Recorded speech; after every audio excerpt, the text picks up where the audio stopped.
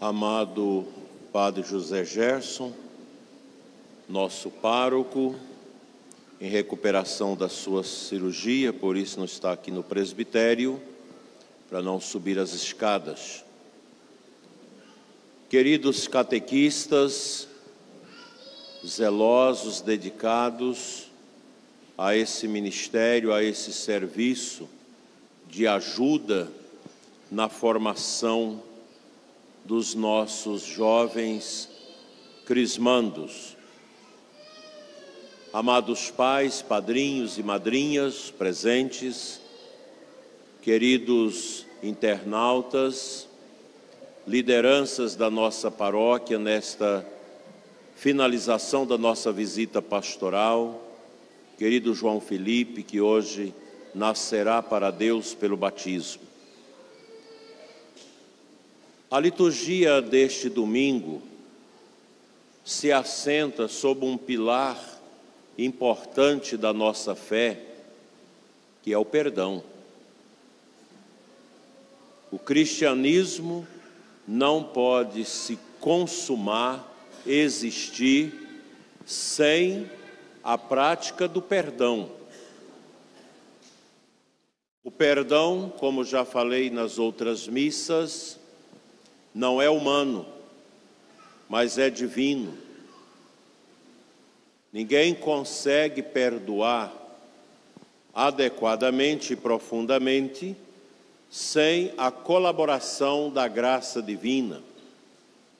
Esta parábola que nosso Senhor conta para nós no Evangelho de hoje, ela é uma parábola muito bela e carregada de significados.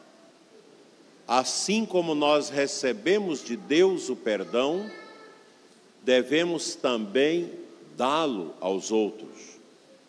Não se comportar como aquele servo cruel, que recebeu o perdão do patrão, um perdão numeroso, porque a sua dívida seria impagável, mas ele, ao deixar ali aquele local de trabalho, encontra quem lhe deve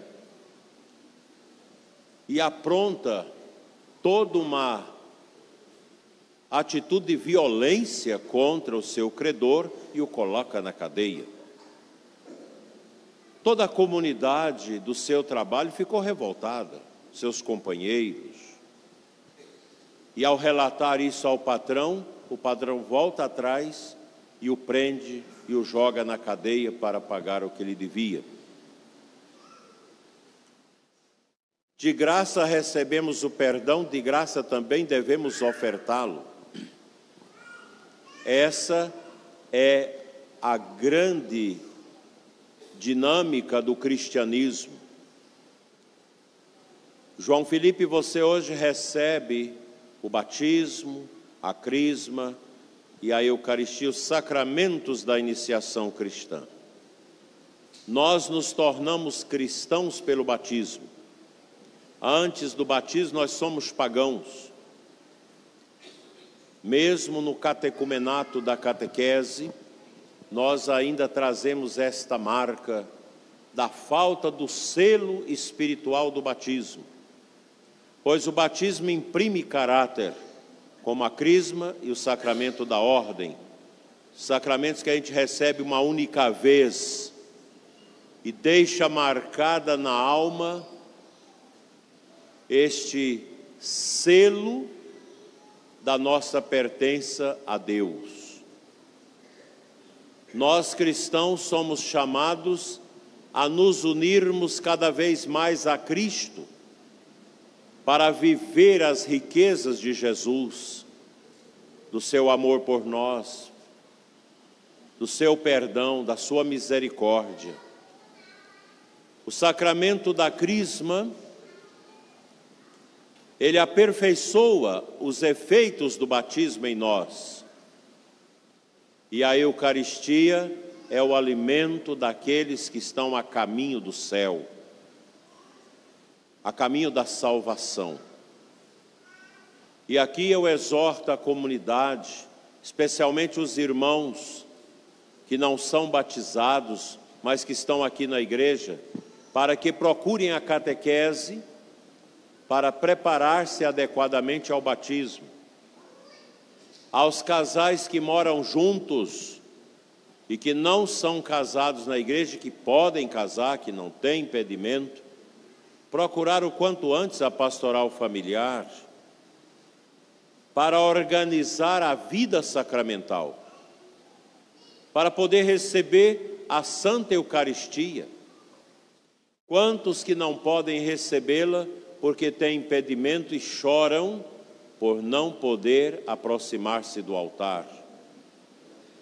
Mas é muito triste quem pode casar-se na igreja e não o faz por capricho, por superstição e por bobagem. Fica assim privado de um bem espiritual enorme, que é a Santa Eucaristia, que é esta força na nossa caminhada para Deus. Na visita pastoral, nós acabamos esquecendo de colocar uma missa no cemitério, porque o bispo tem a obrigação de falar da morte para o povo, da importância da preparação para a morte. E a preparação para a morte se dá através da vivência dos sacramentos. Tia Madalena, que muitos de vocês conhecem, que fundou o sítio Bom Jesus, e ali fez um trabalho imenso ao longo dos anos junto do seu marido, que depois também veio a falecer. Ela hoje já está na glória de Deus. Na última vez que eu estive com ela, eu administrei-lhe a unção dos enfermos e pedi a ela que abrisse a alma para o encontro com Deus definitivo. Ela ainda durou um tempo, mas a nossa alma deve estar aberta para abraçar a boa e santa morte no final da nossa vida. Para isso é necessário que nós estejamos com o coração livre e limpo das mágoas, dos ódios e dos rancores. Um cristão não guarda mágoa, um cristão perdoa, um cristão esquece as ofensas, porque o cristão configurado a nosso Senhor Jesus Cristo olha para o mistério da paixão de Cristo e escuta aquelas palavras suaves do Senhor: Pai, perdoa-lhes, pois não sabem o que faz. E não sabiam o que estavam fazendo, assassinando, matando Cristo, o Filho do Pai Eterno, na cruz. Mas aquela morte já era prevista, já estava no coração do Pai, como o momento em que Cristo agradaria ao Pai Eterno com o sacrifício do derramamento do seu sangue na cruz para a salvação da humanidade. Nós somos os salvos. Nós fomos salvos por Cristo. O nosso batismo marcou o nosso coração, selando-o no coração de nosso Senhor, para que em nós a morte não mate mais. A morte do corpo não pode ser temida. O grande medo deve ser da morte da alma, a morte espiritual. Não podemos deixar o demônio roubar a nossa alma, tirar a nossa alma das mãos de Deus por causa do nosso pecado. A nossa caminhada neste mundo, queridos irmãos, ela é penosa. Ela é marcada pela dor e pelo amor. A caminhada neste mundo é uma caminhada carregando a cruz de Cristo. Nosso Senhor caminha conosco, nos ajudando com a sua graça, com o seu Espírito, a carregar as nossas cruzes. Quantas cruzes! Nesses dias visitando a comunidade, ouvindo as pessoas, atendendo confissões. Quantas cruzes a gente encontra na vida das pessoas, dos doentes. agora antes da missa, na última visita a Joelma, uma jovem com problemas sérios, psicológicos, mentais. Quão difícil é para as pessoas nesta condição carregar a sua vida com todas as limitações e fraquezas da mente. Como é difícil para uma mãe que cuida de uma filha nesta situação, todos os dias, indo lá na casinha dela, porque não tem como conviver com a família, cuidando, zelando. São as cruzes que nós recebemos neste mundo, mas são cruzes que nos levam à luz da ressurreição. Eu digo para vocês, eu não tenho dúvidas da existência do céu. Eu não tenho dúvidas da existência da misericórdia de Deus por nós. Eu não tenho dúvidas que na hora da nossa morte, o nosso corpo deixará sair de dentro dele a alma espiritual, transcendente, metafísica, sobrenatural, que veio um dia de Deus para dar vida ao embrião que fomos lá nas trompas da nossa mãe. Nós cremos nesta verdade. É uma verdade, meus irmãos, que nos empurra na esperança pelo poder da fé em direção ao amor eterno. Estamos neste mundo para sofrer e amar. Não podemos esquecer o sofrimento do outro. Precisamos participar também do sofrimento daqueles que são nossos irmãos, que estão carcomidos pelas doenças, pelo câncer, pelo Alzheimer e por tantas outras doenças. Não podemos esquecer o pobrezinho do lado da nossa casa, que precisa do nosso auxílio, os idosos, aqueles que aguardam o momento da morte. A morte não é uma tristeza para o cristão, mas uma alegre esperança de que após receber a morte, nós entraremos na promessa da eterna felicidade com Deus. Que vocês hoje que recebem a crisma, possam ser soldados de Jesus, presentes na igreja, não sumam da igreja. Não deixe que o professor ateu, comunista, lá na sua faculdade, tire a sua fé, ou até mesmo nas nossas escolas. O mundo está cheio dos inimigos de Cristo, gente que recebeu o batismo, que recebeu até a crisma, e que hoje são abortistas, são feministas, são comunistas, estão com essas bandeiras terríveis, contrárias à fé, contrárias ao amor. Abandonaram, trocaram o nosso Senhor Jesus Cristo pelas ideologias. O que faz uma ideologia na vida de uma pessoa se não levá-la ao inferno? Ideologias que não respeitam a liberdade das pessoas, que não respeitam o direito à propriedade, que não respeitam a família cristã, porque apoia o aborto, apoia o divórcio, apoia tudo que não presta contra a família, apoia a ideologia de gênero. Quer destruir, meus irmãos, os ideais da fé, mas nós cristãos, nós somos conservadores, porque nós conservamos a fé, nós conservamos os valores da nossa família, nós conservamos o valor da liberdade, nós conservamos o valor do trabalho e do direito que você tem à sua propriedade, que você ganhou com o suor do seu rosto. Nós não concordamos com essas práticas imundas e terríveis desse socialismo canalha que rouba a liberdade das pessoas, como na Venezuela, como na Nicarágua, como em Cuba, como na Coreia do Norte, como na China, em tantos países da África e aqui no Brasil também, a gente enxerga esses sinais há muito tempo, dessas ideologias que não têm nada de bom a oferecer às pessoas, a não ser a crueldade da sua maldade.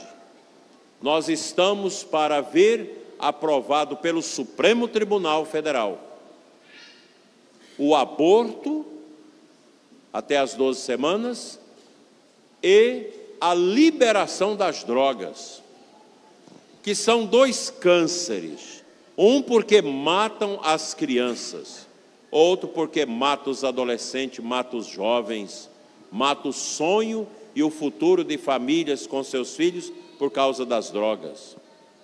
Nós temos é que combater o tráfico, combater impiedosamente aqueles que semeiam as drogas, que são venenos, que matam o sonho e a vida das pessoas. O cristão não precisa de droga, não precisa de bebida, não precisa de cigarro, nada dessas coisas. E muito menos de maconha, cocaína, crack, ecsai e tudo mais. Porque nós temos Deus no coração. E eu digo a vocês, jovens, o caminho das drogas é um caminho sem volta.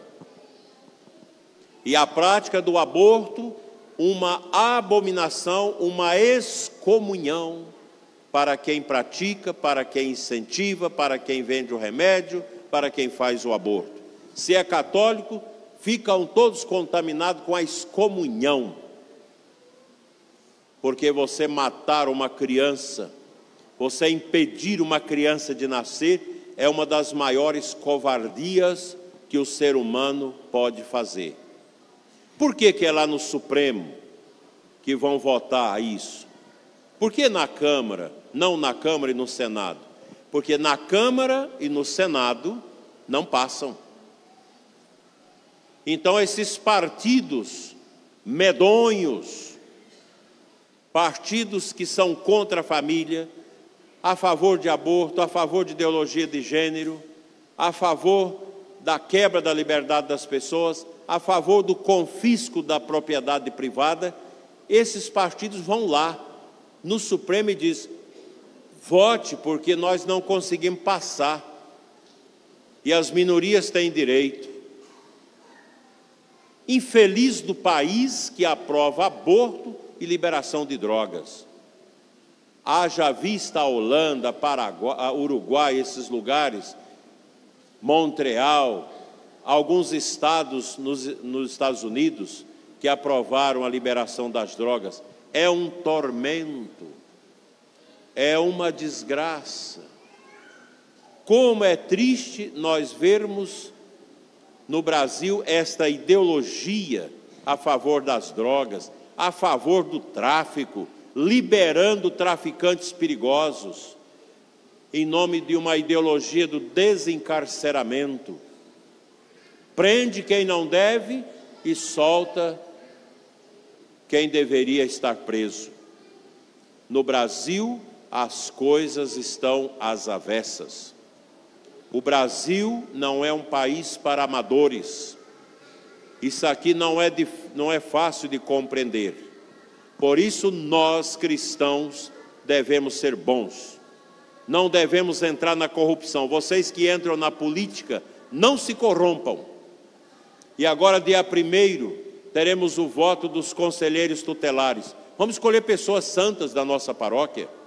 Não vamos escolher gente comunista, gente contra a família, gente que só quer atrapalhar a vida das famílias. Vamos colocar gente consciente, gente que defende a vida, gente que defende a família, gente que tem responsabilidade. É assim que nós cristãos, que é uma minoria já nesse mundo, precisamos agir. Vamos zelar das nossas crianças.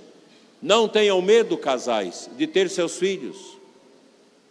Não precisa muito para ter os filhos. Feche os ouvidos a esse feminismo contra a procriação, contra os casais a terem filhos. Os cristãos têm filhos, porque os filhos são dons de Deus.